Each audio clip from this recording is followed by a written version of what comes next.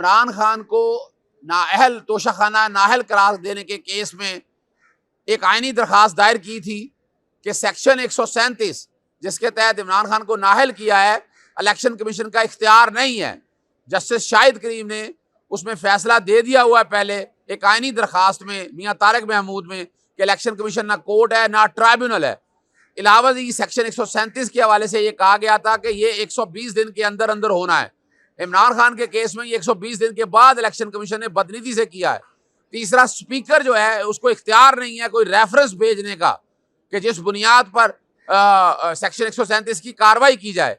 तो election commission की तरफ से इमरान खान को नाअहल करार देने का इकदाम जो न सिर्फ गैर कानूनी है बल्कि बदनीति पर मबनी है। लाहौर हाईकोर्ट के जस्टिस शाहिद करीम ने इलेक्शन कमीशन वफाकी हुकूमत को नोटिस जारी कर दिया है और 27 का नोटिस जो है मुआवनत के लिए अटॉर्नी जनरल को भी जारी कर दिया है। वफाकी हुकूमत की तरफ से जो कॉन्स्टिट्यूशन पटिशन को एडजर्न करने के लिए दरख्वास्त दायर की है, मैं समझता हूँ कि अपने इख्तियार से तजावुज़ है।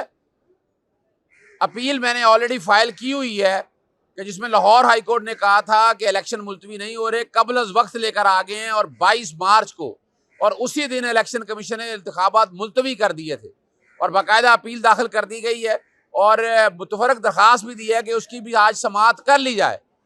आज अगर अपील वो साथ इकट्ठे समाअत की जाएगी तो फिर हुकूमत पाकिस्तान का केस कोई रह नहीं सकेगा और इलेक्शन जो है वो वक्त पे हो सकेंगे। इलेक्शन को आगे जो मुलतवी कराना चाहते हैं, आगे लेके जाना चाहते हैं, वो सारा कुछ समझ में आ गया है।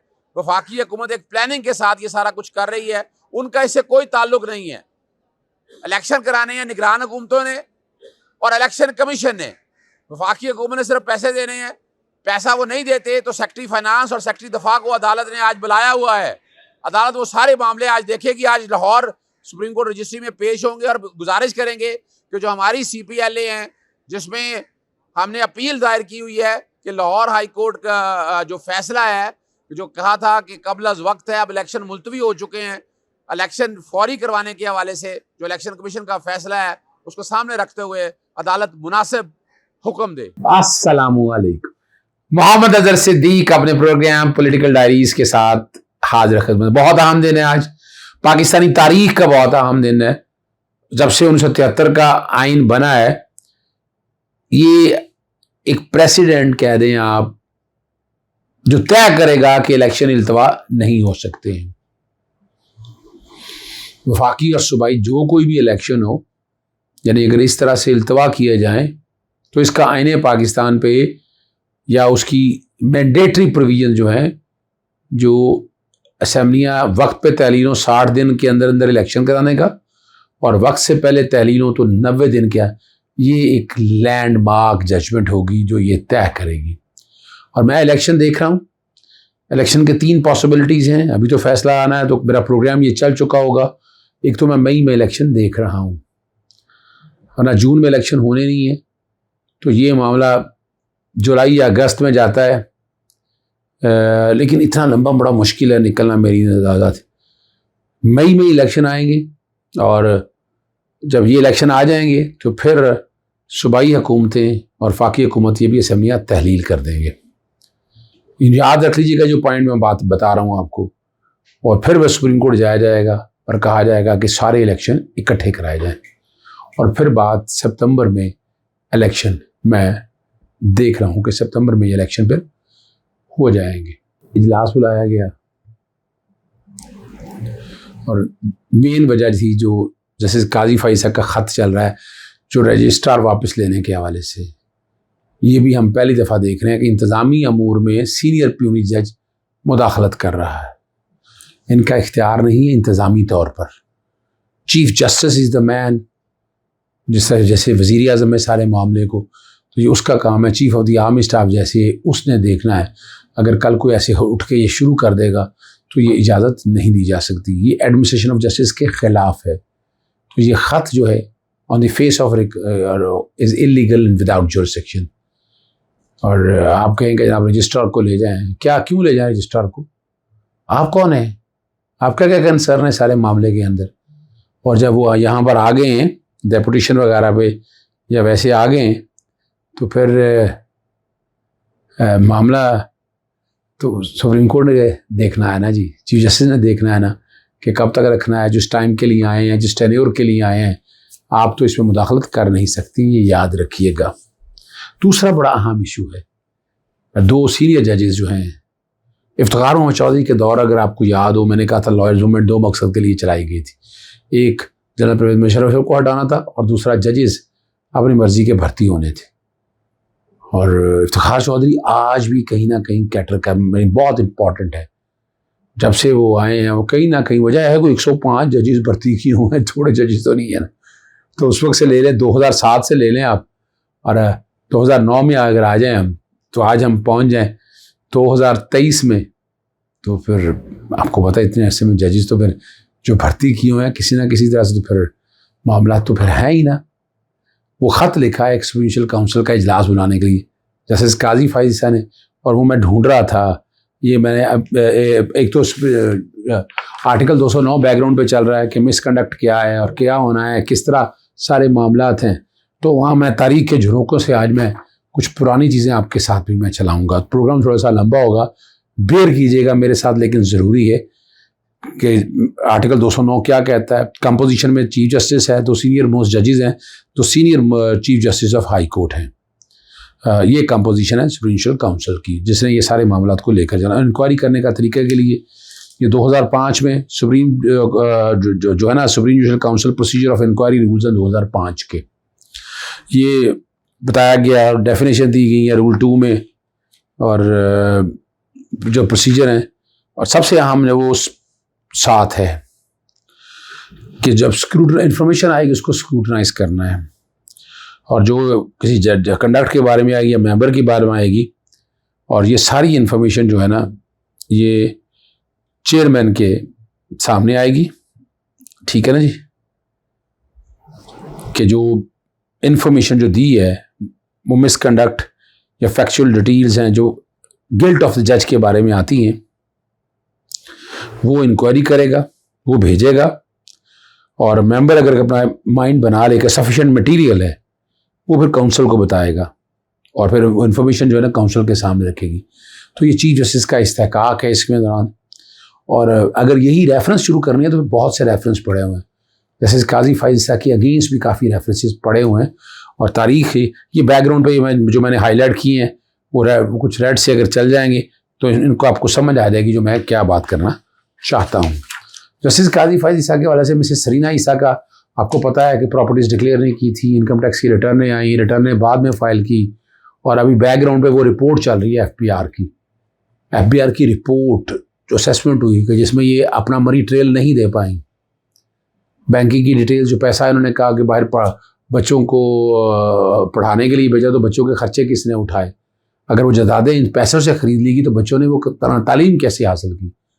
तो ये वो मामलात हैं, और ये फिर ये सारी बातें जस्टिस काजी फाइज ईसा का जो फाइनल केस था उसमें जस्टिस उमर अता बंदयाल ने वो लिख दी कि जो डिस्पैरिटीज़ हैं, कि जहाँ जो मनी ट्रेल अवेलेबल नहीं है, एक एक चीज़ जजमेंट का हिस्सा रिपोर्टेड। असल बायस जो है वो ये है जस्टिस काजी फाइज ईसा का, जो ये समझते हैं कि सारे भाई हकायक है सारे सामने, अपना किसने भेजा रेफरेंस, किसने नहीं भेजा, मगर ये हकायक है, इस हकायक का सच सामने आना चाहिए था, मनी ट्रेल सामने आनी चाहिए थी। यकीनन उन्होंने अपने पैसों से ली होगी, लेकिन वो पैसे डिक्लेयर तो कहीं किए होंगे ना, तो वो सारी चीज़ें सामने आनी चाहिए थी ना। तो आज फिर मैं तारीख के झरोकों से वो इनकम टैक्स की रिटर्न और बाकी सारी वो जो तफसीलात मैं पहले बताया करता हूँ सारी इकट्ठी वो भी चल रही है। अपना चीफ जस्टिस उमर अता बंदयाल साहब का वो फैसला भी चल रहा है, जो बेसिकली माइनॉरिटी जजमेंट जिसको कहा जाता है, लेकिन वो माइनॉरिटी जजमेंट का हिस्सा है। तो फिर लोग तकाजा करते हैं ना कि सुप्रीम काउंसिल में पहले जो मिसकंडक्ट में वाकई आते थे उसकी चीज़ें सारी सामने हैं। इंक्वायरी तो हुई ही नहीं ना, इनकी इंक्वायरी तो हुई ही नहीं। तो अभी जो ये सारा कुछ किया जा रहा है एक सियासी जमात के इमा पे, जनाब जस्टिस मुज़ाहिर अली अकबर नकवी, क्या बच्चे को वकालत नहीं करनी चाहिए? क्या बच्चों को उठाकर बाहर फेंक देना चाहिए? क्या उनका हक नहीं है? या तो आप अपना ऐसा सिस्टम बना ले कॉन्फ्लिक्ट ऑफ इंटरेस्ट, यानी या तो वो तो अपने वालिद के सामने तो पेश नहीं हो सकते। और फिर जो टेलीफोन की जो टेपें आई गई हैं, क्या वो टेलीफोन के टेपों में क्या केस का फ़ायदे की बातें हो रही हैं? कोई चीज़ ऐसी रिकॉर्ड के ऊपर नहीं है। वो पुरानी कुछ चीज़ें हैं वो भी डिस्टॉर्टेड रख कर सामने रखी गई हैं, हकायक सच नहीं बताए गए हैं। और ये वो सारी चीज़ें जो मैं आज आपके सामने रिकॉर्ड पे रख रहा हूँ। मरीम नवाज़ के खिलाफ तौहीन अदालत की कार्रवाई की दरख्वास्त इंटर कोर्ट अपील के काबिल समाअत होने पर दलाइल तलब कर लिए। जस्टिस अली बाकर नजफी और जस्टिस अनवारुल हक पन्नू पर मुश्तमिल 2 रुकनी बेंच शाहिद राना ये बात की थी कि मीडिया कॉन्फ्रेंस में तौहीन उनके खिलाफ कार्रवाई शुरू की जाए। सिंगल जज ने मुस्तरद कर दी थी और सिंगल जज के फैसले का तौहीन अदालत जी कार्रवाई शुरू की जाए। जस्टिस अली बाकर नजफी का आप इस अदालत को मुतमईन करें कि कैसे काबिल समाअत है और 5 अप्रैल तक अदालत ने इस केस की समाअत यानी कल तक के लिए मुलतवी कर दी है। इमरान खान के खिलाफ जो तकरीबन जो मुकदमा आते हैं इसके अखराज के लिए जस्टिस अपना सलमान सफदर साहब अवेलेबल नहीं थे। 2 रुकनी बेंच ने एतराज़ केस के समाअत तो पर किया है जिसमें मुकदमात को चैलेंज किया गया है और ये सारे हमने डिटेल लेकर सारे मुकदमे मंगवाए थे जो पूरे इमरान खान बैकग्राउंड पे मैं चला देता हूँ, जो तकरीबन 84 के करीब पंजाब के अंदर मुकदमे हैं, 43 के करीब इस्लामाबाद के पर्चे निकल आए थे और इसी तरह पर्चे FIA के चंद थे, नैब की इंक्वायरियाँ थी, ये सारी तफसीलात वो निकल आई थी और इसमें खारिज करने का इसमें ज़हूर लाई केस और मौलाना अब्दुस्तार नियाजी केस ये सियासी बुनियादों पर किए हुए हैं। वो सारी तफसीलात मैं आपके सामने रख देता हूँ। अगला जो मामला है वो इमरान खान साहब की सिक्योरिटी के हवाले से जो बड़ी सीरियस मामला है इमरान खान की सिक्योरिटी के कॉन्टेक्स्ट में वो मैंने ख़त लिखा है, वो बैकग्राउंड पे वो ख़त चल रहा है कि जिसमें बाकायदा ऐसी बुलेट्स यहाँ आ गई हैं और हमसाया ममालिक से ये पूरी इन्फॉर्मेशन सारी चौधरी गुलाम हुसैन ने भी बताई है। ये भी इन्फॉर्मेशन थी कि वो जब घर से बाहर जाते हैं तो उन्हें पूरी सिक्योरिटी चाहिए और वो अपने पूरी सिक्योरिटी उन्हें नहीं दी जाती है।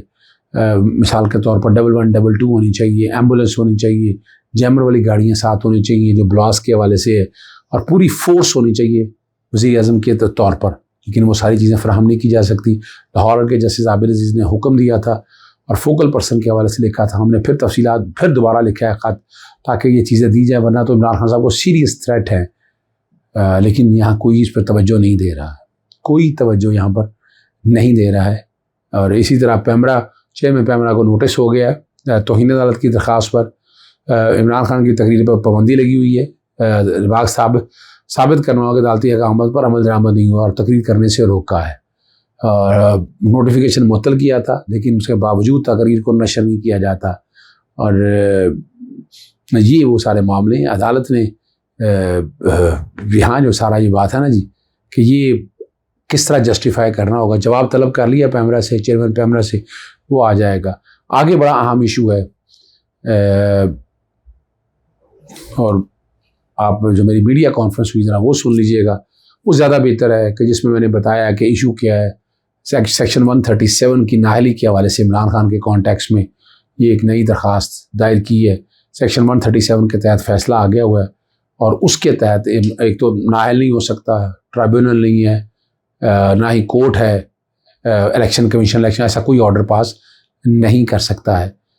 इमरान खान में किया, फिर लिमिटेशन का है 120 दिन के अंदर करनी है, ये भी है, और फिर स्पीकर रेफरेंस नहीं भेज सकता। तीसरा मामला जो है वो ये है और इंतज़ामी इदारा है, ठीक है ना जी। ये वो बातें हैं सारी मैंने आप तक रख दी हैं। मैंने कोशिश की आप तक सारी मुख्तसर वो सारे हालात और वाक़यात बता दूँ। शुरू में मैंने जो बाकी मामलात हैं प्रेस कॉन्फ्रेंस के वो बता दिए हैं और यहाँ पर मैंने आपको वो प्रेस कॉन्फ्रेंस बता दी है जो मैंने प्रेस डिटेल जो मैंने बताई है। इजाज़त चाहता हूँ। अस्सलाम वालेकुम, अल्लाह हाफ़िज़, पाकिस्तान जिंदाबाद।